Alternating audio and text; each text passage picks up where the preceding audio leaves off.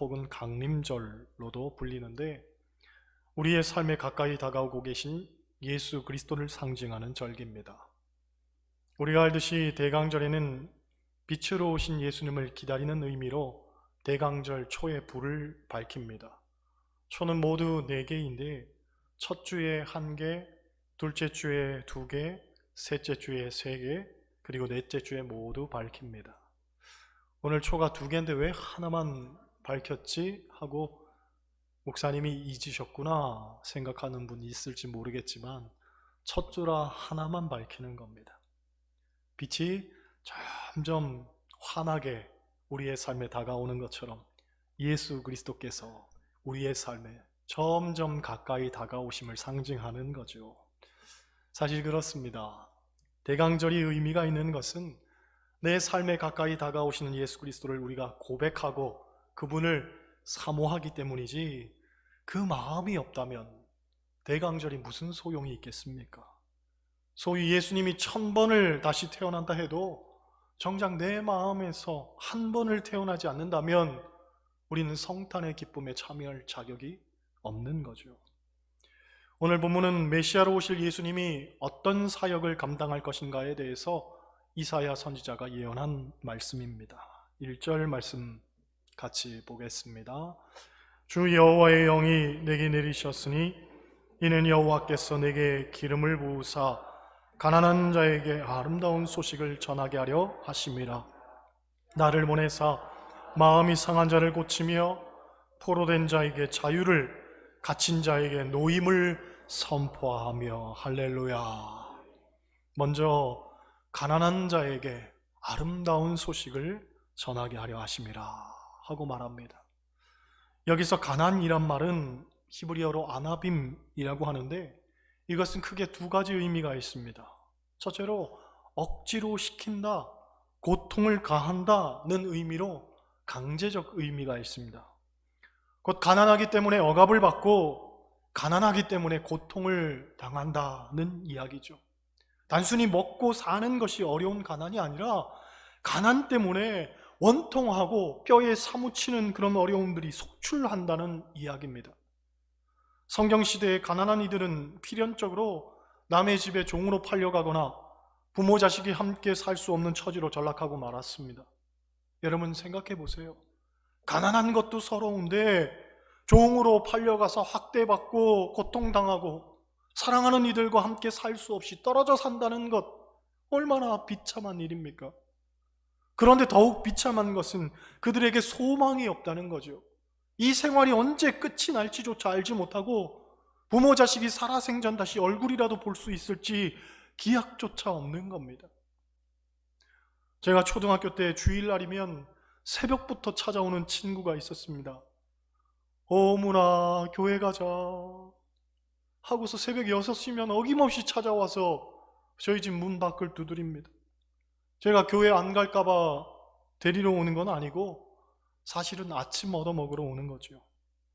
그 친구는 아주 어릴 때 기억조차 없을 때 어머니가 아이들 버리고 집을 나가버렸고, 아버지는 원양어선 타고 고기 잡으러 가면 1달도 줬고 2달도 줬고 집을 비우기가 일쑤고, 집에 누나들 동생들이 있었는데 누나들이래야 초등학교 5학년 6학년쯤 됐으니 그야말로 버티면서 살고 있었던 거죠. 그러니 따뜻한 밥 한 끼 먹는 게 너무 힘든 일이라 주일이면 새벽부터 저희 집을 어김없이 찾아오는 겁니다. 기실 저희 집도 그리 잘 사는 형편은 아니었지만 어머니가 따뜻한 밥 한 끼 차려주면 얼마나 좋아했던지 아주 대접으로 고봉같이 밥 담아가지고 먹던 친구 생각이 납니다. 언어학자들이 하는 말이 우리나라는 예로부터 가난했기 때문에 잘 먹고 살지를 못했다는 거죠. 그래서 유난히 이 먹는 것에 대한 집착이 심하고 먹는 것에 대한 표현이 많다는 거예요. 아침 인사할 때 뭐라고 인사합니까? 식사하셨어요? 진지 잡수셨습니까? 가만 보니까 오늘 아침도 못 얻어 먹고 계신 분들 계시네요. 이렇게 인사를 하고 말이죠. 나이 물어볼 때는 어떻게 물어봅니까? 넌 몇 살 먹었냐 임마? 몇 살 먹었냐 그러잖아요. 그렇죠? 일이 너무 힘들 때 뭐라 그래요? 아주 애 먹었어. 기억 안 날 때는 뭐라고 얘기합니까? 야, 내가 잊어먹었다, 야. 잊어먹었다는 거예요. 직장에서 일자리를 잃었을 때, 직장에서 잘렸을 때 뭐라고 이야기합니까? 밥줄 끊겼어. 아주 밥줄 끊겼어. 하다못해 나쁜 소리 들을 때는 욕먹었어, 욕먹었어. 배 터지게 욕먹었다, 야. 그만큼 가난했고 먹을 것이 없었던 우리네 삶이 이 먹는 것으로 투영이 되었다는 거죠. 그런데 문제는 앞서 말한 것처럼 가난 그 자체도 문제지만 가난 때문에 파생되는 삶의 수많은 어려움들이 더욱 큰 문제인 겁니다.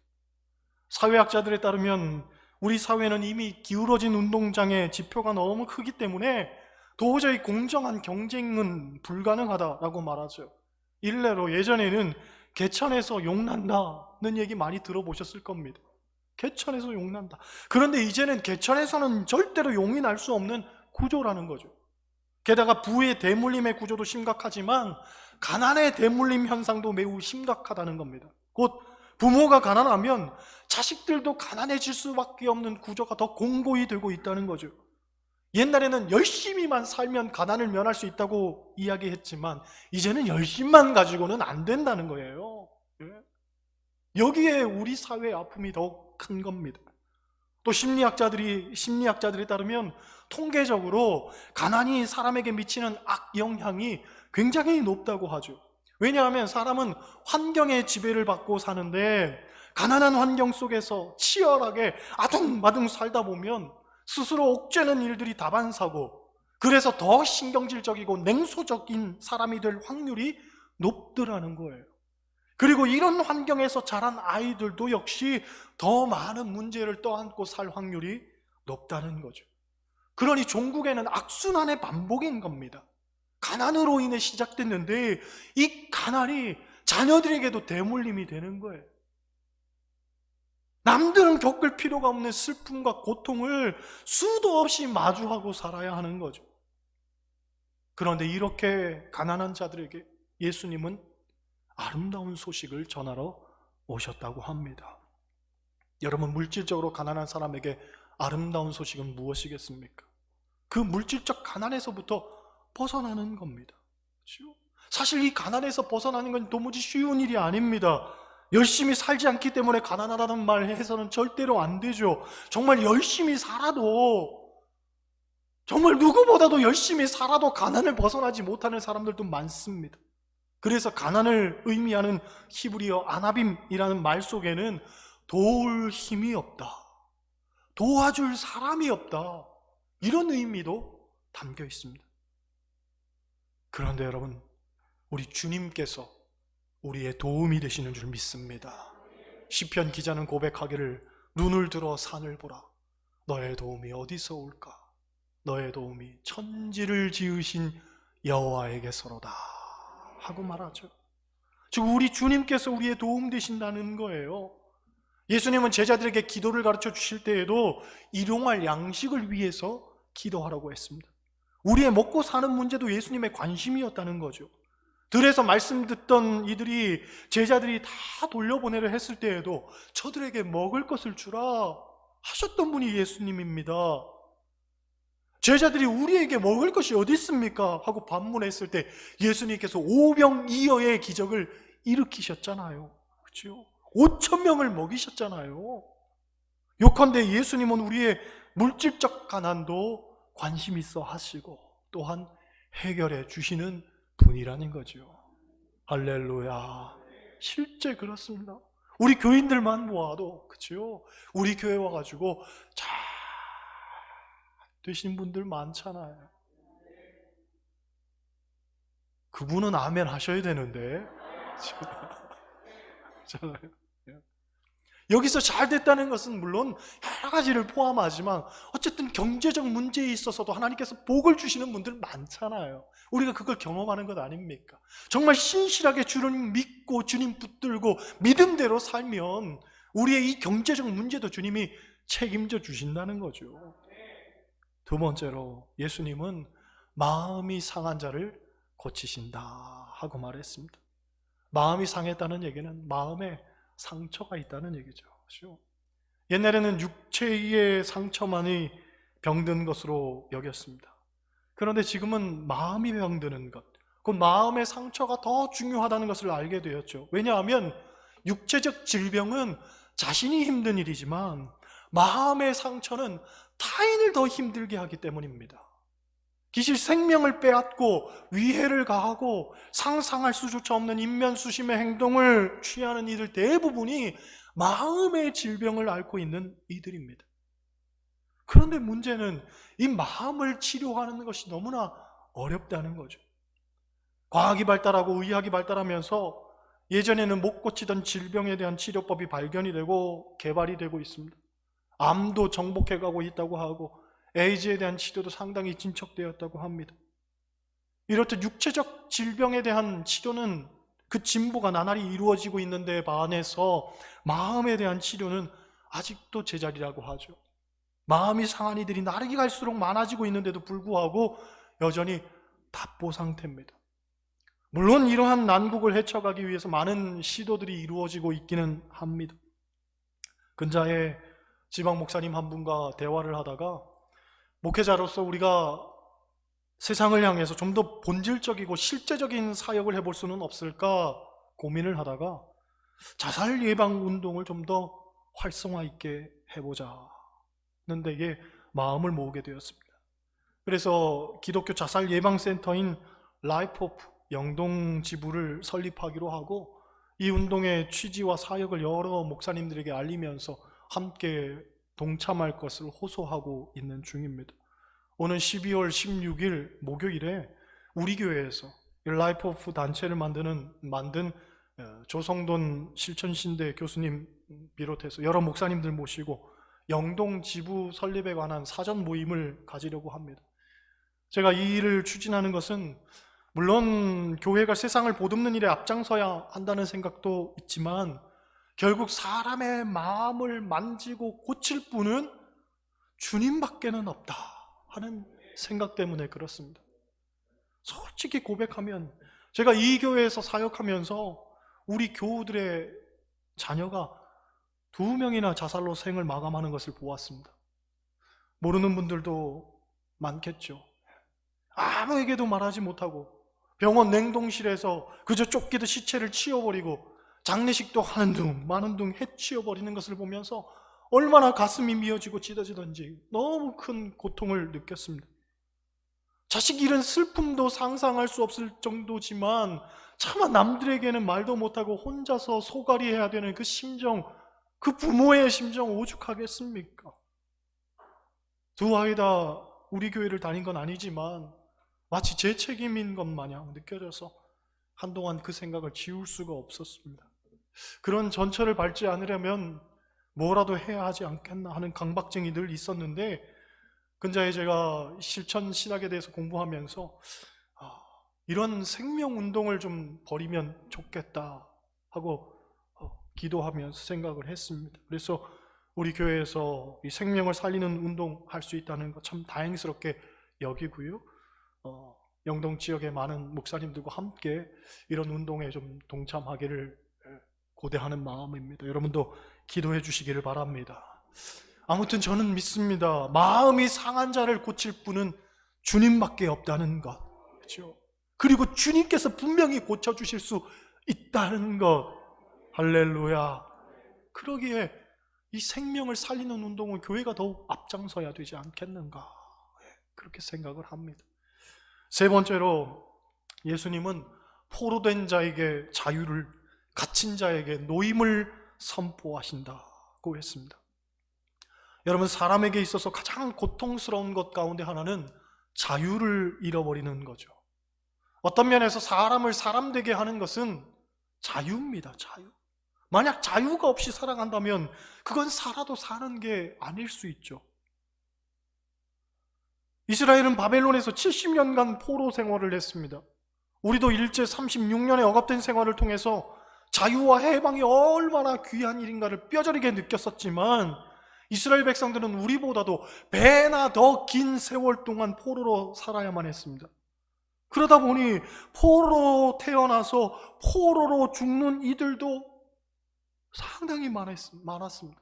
다시 말해서 세대가 지나면 지날수록 자유와 해방에 대한 생각은 완전히 사라져가고 있었다는 거죠.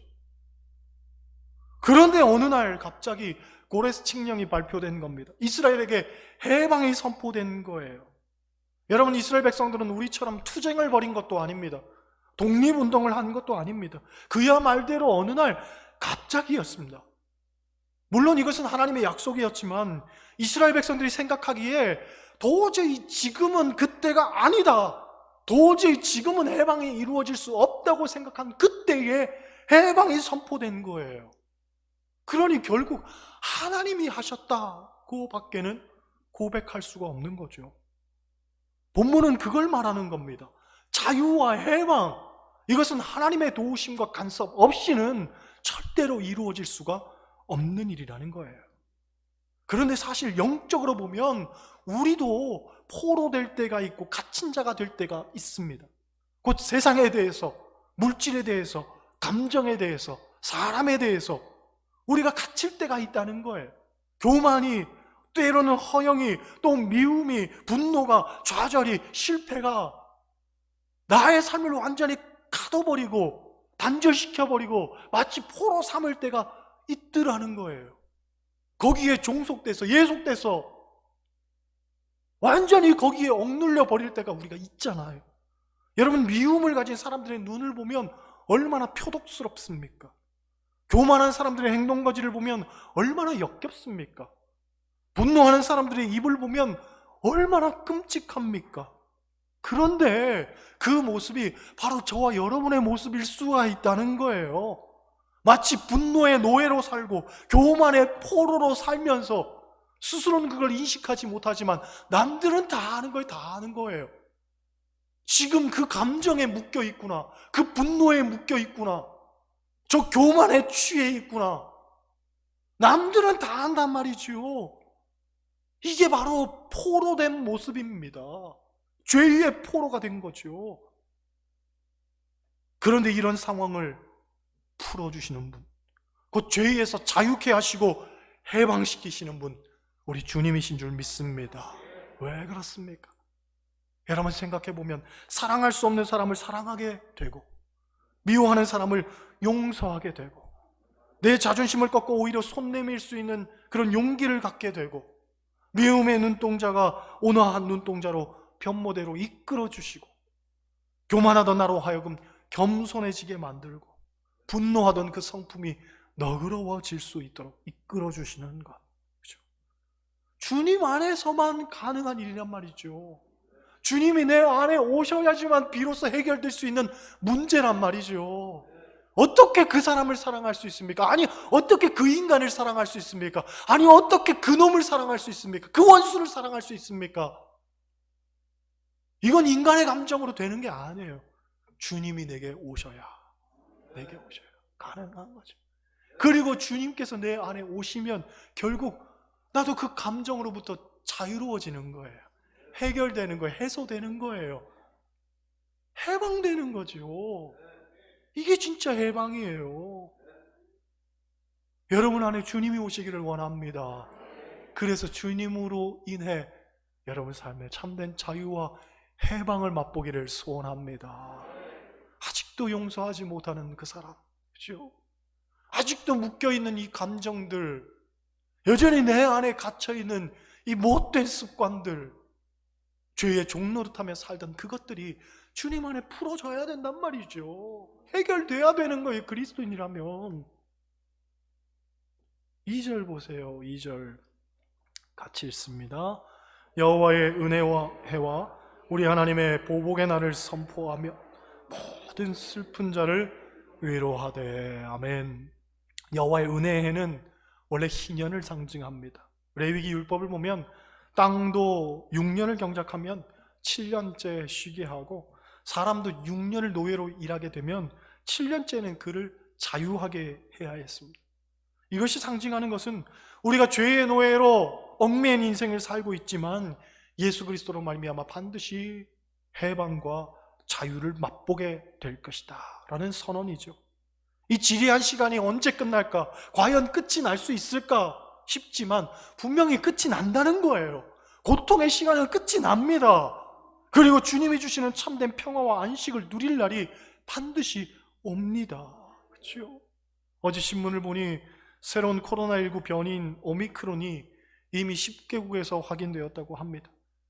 이제 겨우 일상회복 1단계를 접어들었는데 정말 끔찍한 상황을 맞이할 수도 있다고 학자들은 경고하고 있습니다. 지난 2년간 얼마나 힘들었습니까? 이제 좀 기지개를 펴나 싶었는데 다시 좋지 않은 소식이 들려와서 마음 무겁습니다. 하지만 그럼에도 우리는 믿지요. 반드시 하나님께서 이 상황을 종식시키시고 다시금 우리에게 평안을 허락하실 날이 올 줄 믿습니다. 이스라엘 백성들에게 완전히 희망이 사라져가고 이 일은 안 될 거야 하는 그 시점에 하나님 간섭하셨단 말이죠. 마찬가지라고 봅니다. 우리도 분명히 이것은 하나님 역사야 라고 인식할 수 있도록 하나님께서 정말로 풍전등화 같은 상황 속에서 역사하시지 않을까? 정말 기적적인 방법으로 역사하지 않으실까? 그래서 누가 보아도 이건 사람의 힘도 아니고 하나님께서 도와주셨구나 고백할 수 있도록 바로 그런 시점에 하나님께서 개입하시지 않겠는가? 저는 그렇게 믿어요. 그렇죠? 하나님께서 하실 줄 믿습니다. 할렐루야. 3절 보세요. 3절 같이 읽습니다. 무릇 시온에서 슬퍼하는 자에게 화관을 주어 그 죄를 대신하며 기쁨의 기름으로 그 슬픔을 대신하며 찬송의 옷으로 그 근심을 대신하시고 그들이 의의 나무 곧 여호와께서 심으신 그 영광을 나타낼 자라 일컬음을 받게 하려 하심이라. 아멘.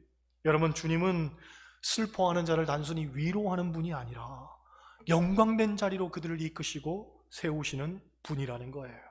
그래서 본문을 보면 슬퍼하는 자에게 죄 대신 화관을 주시고 슬픔 대신 기쁨의 기름과 찬송의 옷을 입혀주신다고 했습니다. 그렇죠? 사람의 위로는 한계가 있더라는 거예요. 그래서 아무리 위로를 전해도 그 죄를 걷어낼 수 있을 정도뿐입니다. 그런데 예수님은 죄 대신 기쁨의 기름으로 대신한다는 거예요. 대체시킨다는 거예요. 또 사람은 아무리 남의 슬픔 가운데 동참을 해도 그 슬픔을 본질적으로 걷어줄 수가 없습니다. 그런데 예수님께서는 슬픔을 걷어주시는 정도가 아니라 찬송의 옷을 입혀주신다. 그 찬송을 부를 수 있는 삶으로 나아갈 수 있도록 도와주신다는 거예요. 그런 거죠. 주님의 위로는 한계가 없어요.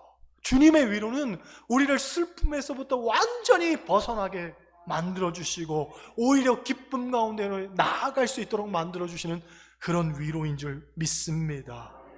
여러분, 슬픔이 있습니까? 주님 앞에 나오시기 바랍니다. 여러분에게 상한 것이 있습니까? 주님 앞에 나오시기 바랍니다. 혹 삶에서 가난하고 곰핍한 것으로 괴로우십니까? 도울 힘이 없는 이들 의지하지 말고 오직 주님 앞에 나오시기 바랍니다. 우리의 육신의 문제, 환경의 문제, 상황의 문제, 관계의 문제, 영적인 문제 등등 그 어떤 것도 주님은 해결하지 못할 것이 없습니다. 그분 안에서는 능치 못함이 없는 줄 믿습니다. 여러분이 고민하는 그 어떤 문제라도 주님 앞에 다 가지고 나오시고 죄를 걷어주시고 슬픔을 걷어주시고 오히려 기쁨의 화관을 씌워주시고 찬송의 노래를 부르게 만들어주시는 그 주님 안에서 진정한 자유와 해방을 누리며 사시기를 주님의 이름으로 간절히 축원합니다. 기도하시겠어요?